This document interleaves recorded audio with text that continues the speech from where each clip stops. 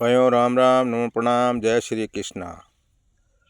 तो भाइयों, आज आपको एक राजा की बात बताने जा रहा हूँ। तो एक बहुत बड़ा धर्मात्मी राजा था। बाकी उसके कोई घर में कमी नहीं थी, सब बातों का आनंद था, लेकिन उसके घर में संतान नहीं थी। तो सब कहते हैं, कभी लोग कहते हैं कि शिष्य बिना सूनी रैण, ज्ञान बिना हृदय सूना, कुल सूना बिना पुत्र पान, बिना तरवर सूना, गज सूना बिना दंत, नीर बिना सायर सूना, घटाज सूनी दामनी, कवि गंग कह सुनो सा अकबर, घर सुना बिना कामनी। तो कुल मायने पुत्र प्राप्ति नहीं हुए जिते वो कुल सुनो होया करे। तो राजा ने पुत्र रे प्रति बहुत चिंता थी, और रात दिन बस उनको यही चिंता सताती रहती थी कि भाई भगवान ने बाकी सब कुछ धन दौलत दिए, लेकिन संतान इस धन के रुकवाला कोई नहीं है। तो वो राजा साहब क्या इधर उधर वेदियों को और पंडितों को पूछा, भाई ऐसा कोई मेरे को उपाय बताओ तो उनसे मुझे पुत्र प्राप्ति हो सके।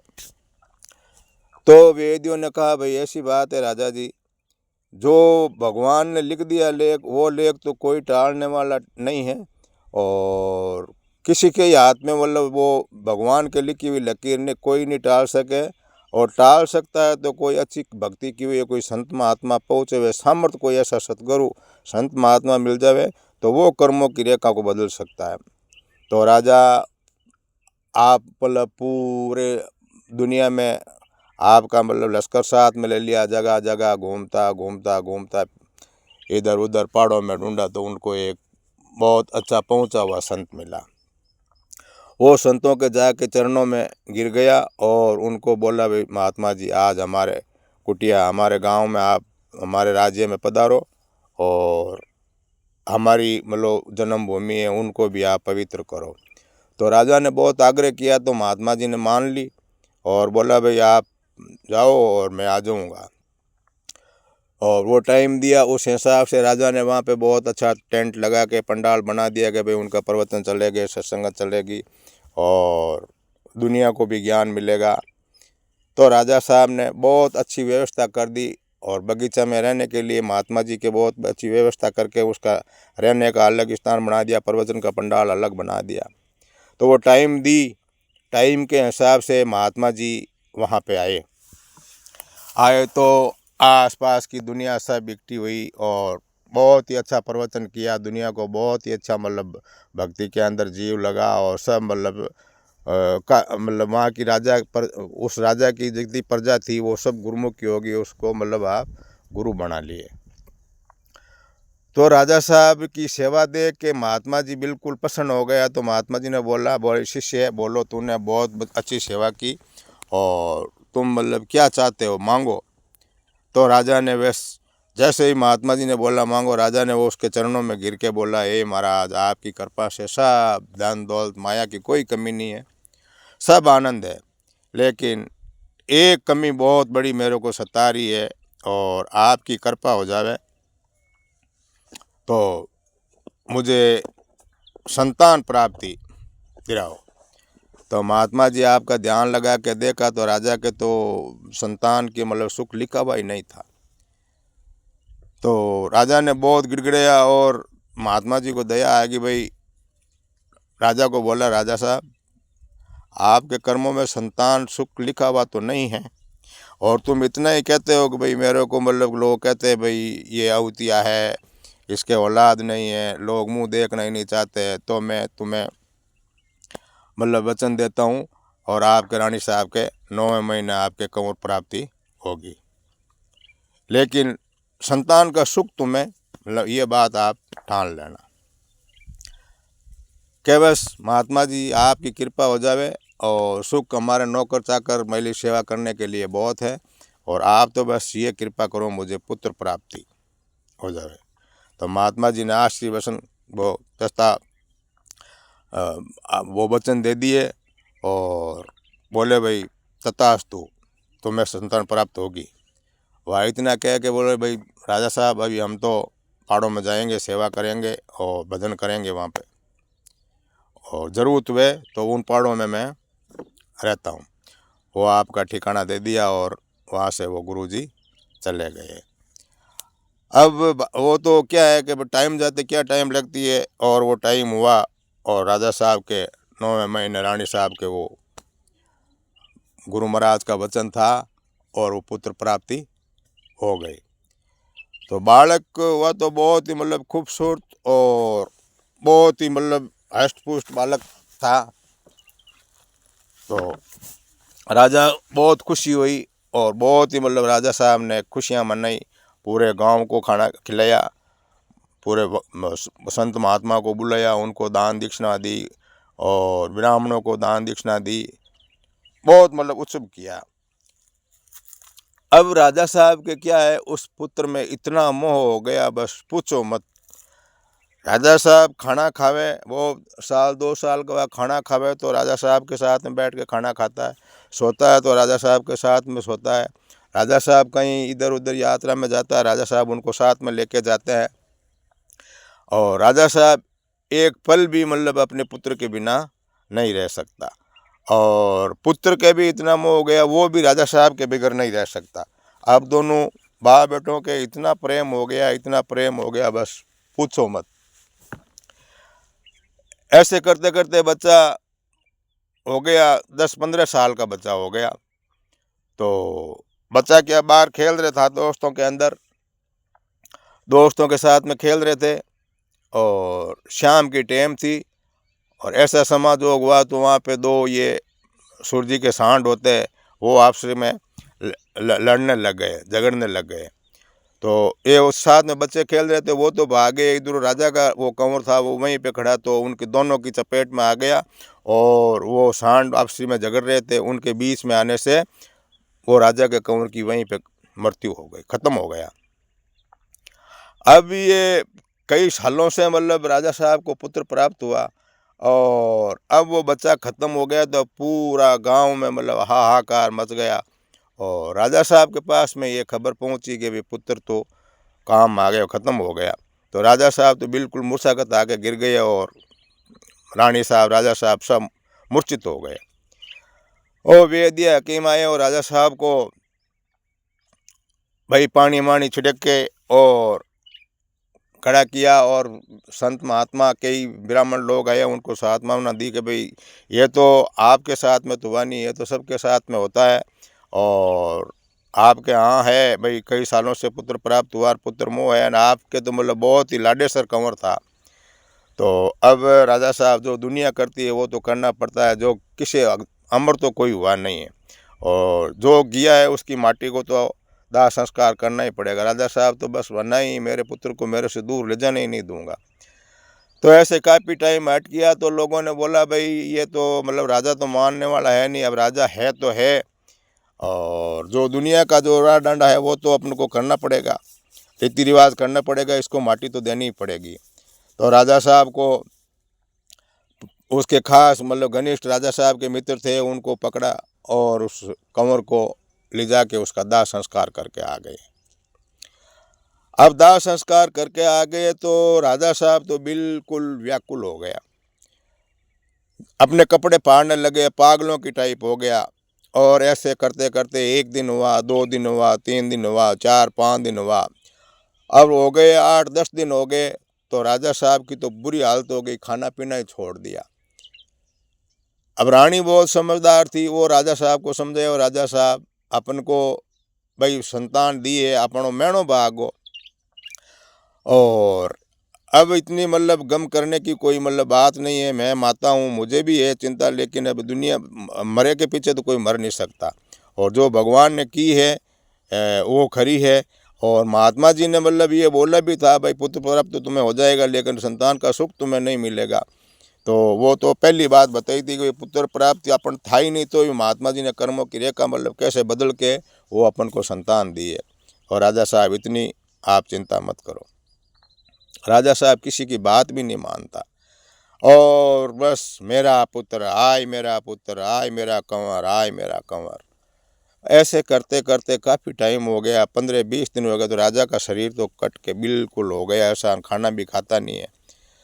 और जब राजा साहब के दोस्त थे वो समझाते, कभी उसके मुंह में मतलब ग्रास देते, कवा देते, लेकिन वो राजा साहब तो कह नहीं, मैं मेरे पुत्र के बगैर जी भी नहीं सकता। तो रानी साहब ने मतलब अपने जो कामदार था और मंत्री था उनको बुलाया और बोला भाई ऐसी बात है।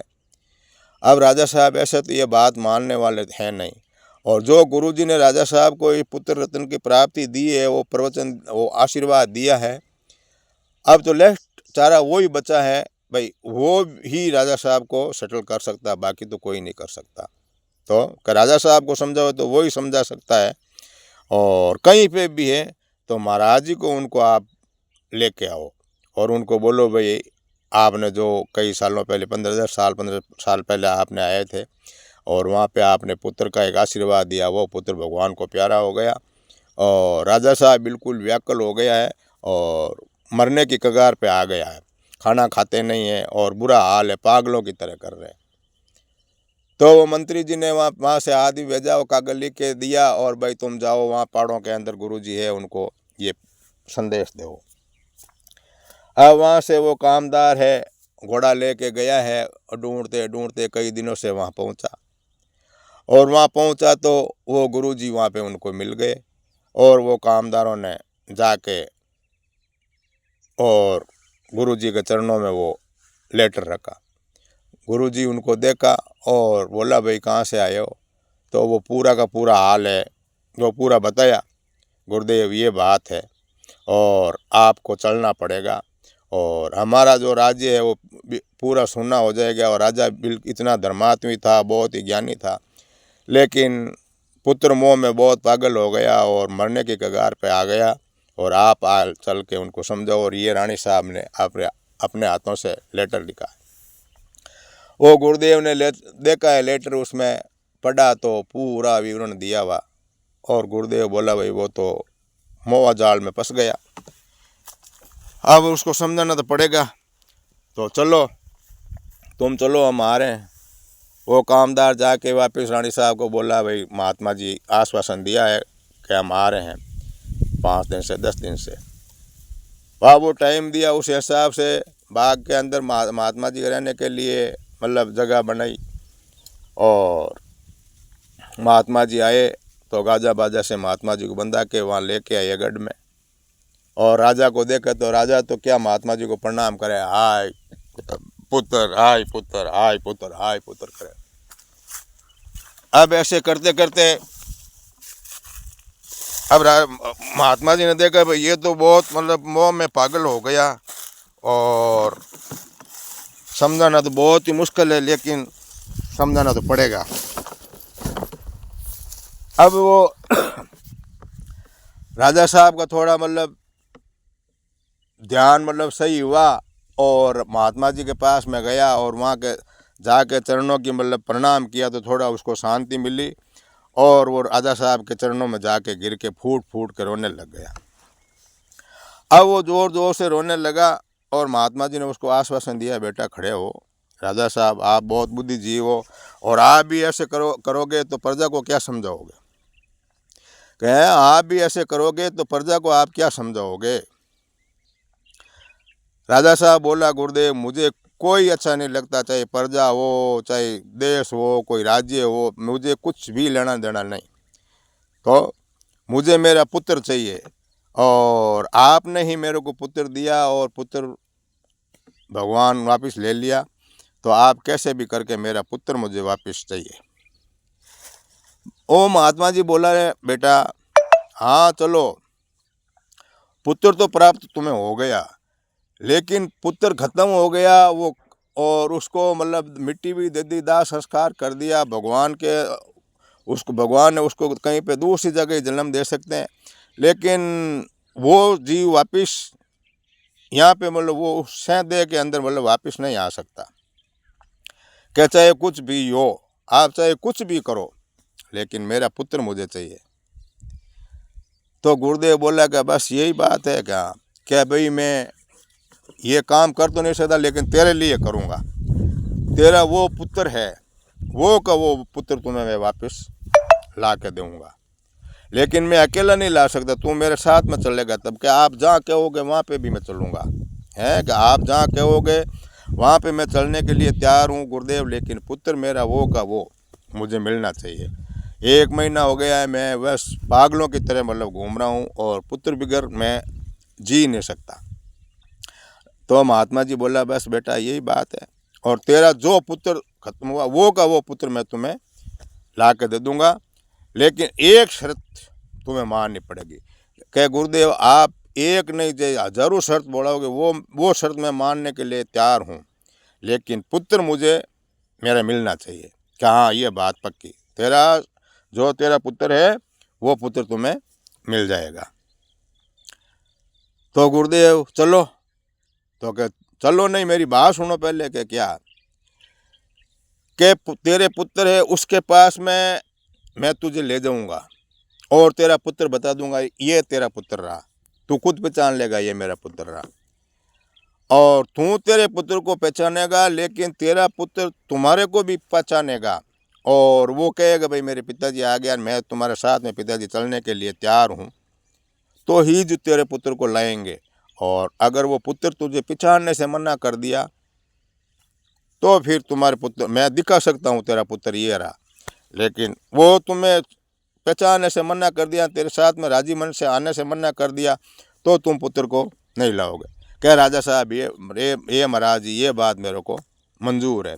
अगर मेरा पुत्र मेरा कंवर अगर मुझे पहचानने से मना कर देगा, मैं इनको नहीं पहचानूँ, तो मुझे उस पुत्र को नहीं लाना।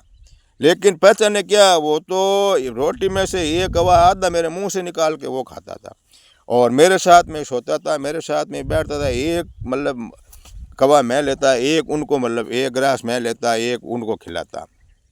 तो क्या चाहे कुछ भी हो चाहे कुछ भी हो, और मेरा लड़का है मेरा कंवर है वो मुझे पहचान लेगा, और पहचानेंगे तब ही मैं उनको लेके आऊँगा। तो वो गुरुजी से कॉल वचन कर लिया और गुरुजी राजा साहब को ले के गए बाग में। गुरुजी के वो बहुत अच्छा एक टेंट लगा हुआ था और कामदारों को सबको वहाँ से निकाल दिया, खाली गुरु और राजा साहब दो ही उस टेंट के अंदर बैठे। कि भाई अभी यहाँ पे कोई नहीं है, तो शाम की टाइम हो गई और सब सो गए। उस टाइम में गुरुदेव ने उस राजा साहब के सिर के ऊपर हाथ रखा। राजा साहब के सिर के ऊपर हाथ रख के और उसको त्रिवेणी में मतलब यहाँ पे त्रिवेणी में ले जाके उनको दसम सूक्ष्म शरीर से उसको बाहर निकाला और आप ही मतलब समाधि में जाके सूक्ष्म शरीर बना के और वो वहाँ से निकले तो स्वर्गलोक में गए। अब संत महात्मा को कही ये बातें, तो अब सही है या गलत है वो हमें पता नहीं, जो सुनी हुई है बातें वो बातें मैं आपको बता रहा हूँ।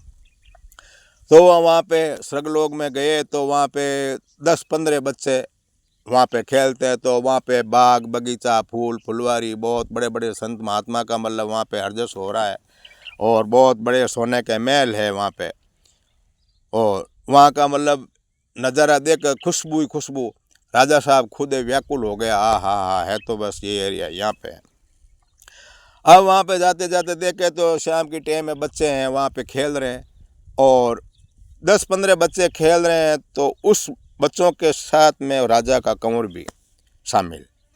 और राजा की जैसे ही उस कंवर के ऊपर वही कपड़े वही रहन सहन वही रूप रंग सेम वो बच्चों के साथ में राजा साहब का कंवर खेल रहे, तो राजा के बस खुशी का ठिकाना नहीं रहा। ओहो मेरा पुत्र मेरा पुत्र मेरा पुत्र। अब है जो गुरुदेव ने बोला भाई राजा साहब ये बच्चे इनमें आपका बच्चा है? कि हाँ गुरुदेव ये बच्चा ये कंवर साहब मेरे ही है, ये खेल रहे हैं।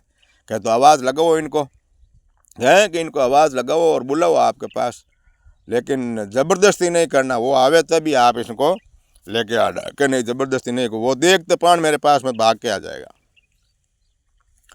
अब वो राजा साहब अपने कंवर का नाम लेके उसको बुला रहे, अरे बच्चे आओ देखो मैं तुम्हारे पिताजी आया हूँ, बच्चे इधर देखो।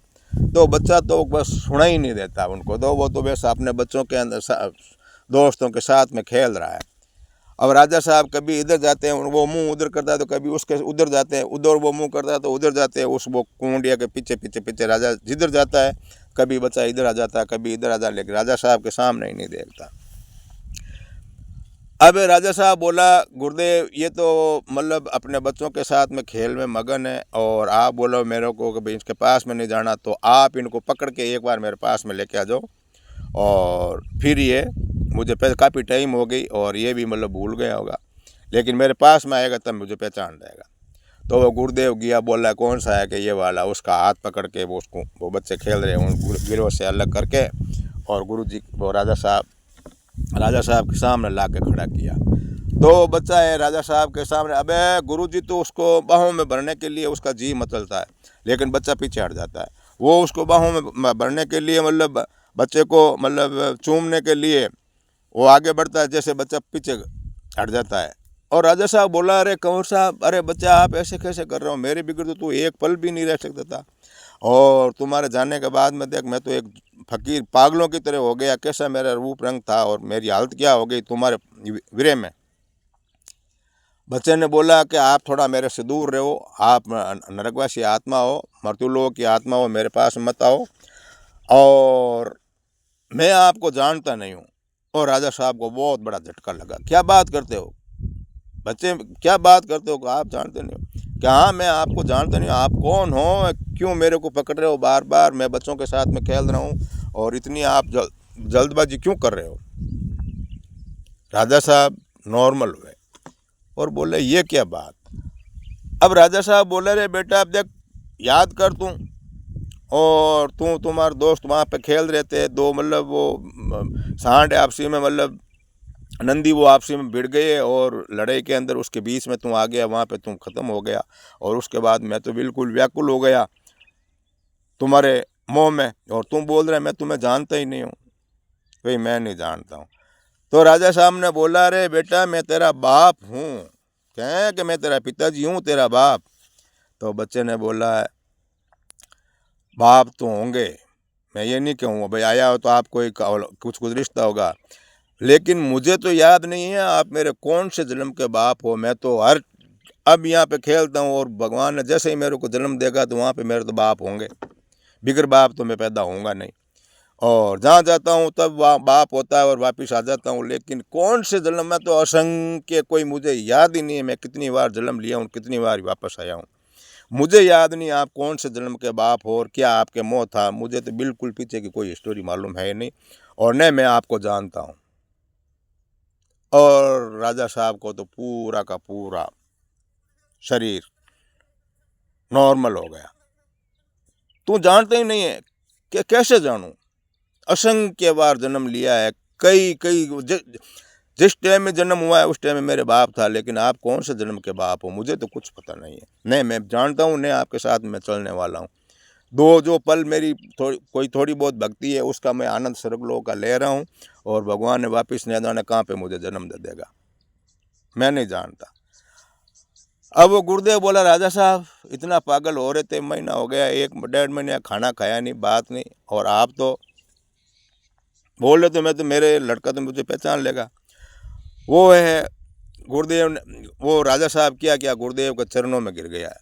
ए गुरुदेव, ये परमात्मा की माया का मुझे कोई पार नहीं पाया, और जिस टाइम में ये मतलोग मेरे साथ में था तो बस मेरे बिगड़ तो 1 मिनट में नहीं रहता था, और मैं इसके बिगड़ नहीं रहता।